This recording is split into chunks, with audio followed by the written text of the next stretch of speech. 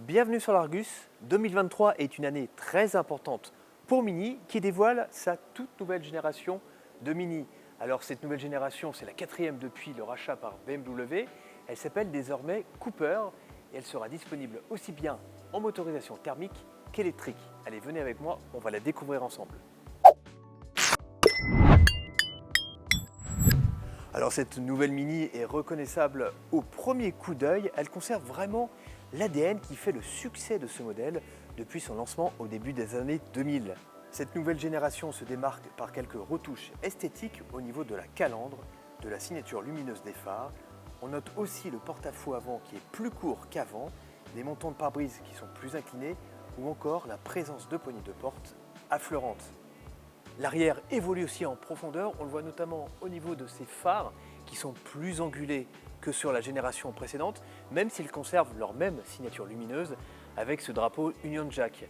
La seule différence, c'est qu'ils sont désormais reliés par un bandeau noir sur lequel est inscrit la version du modèle.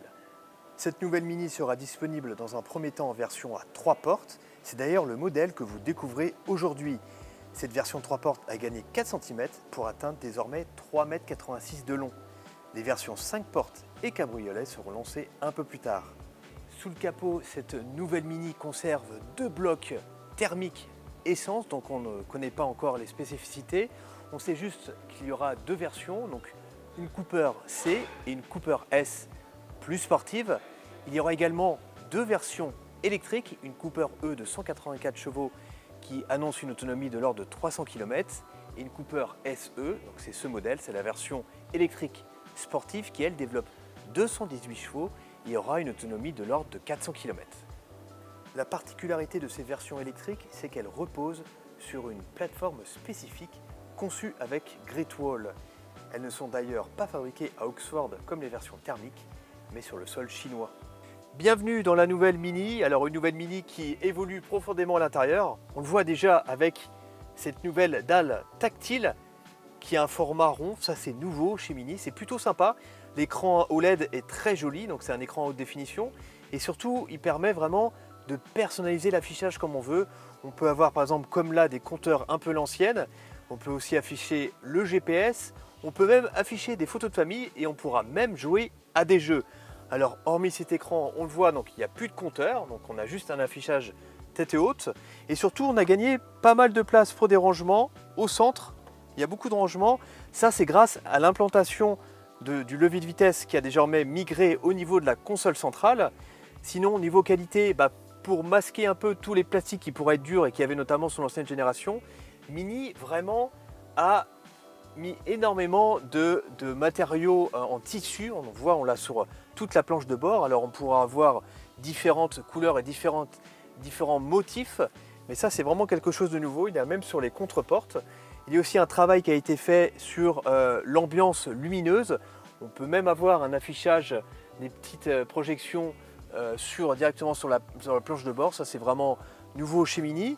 Alors sinon on est très bien installé, on a vraiment un nouveau volant aussi avec des affichages, des vrais boutons, des vraies commandes.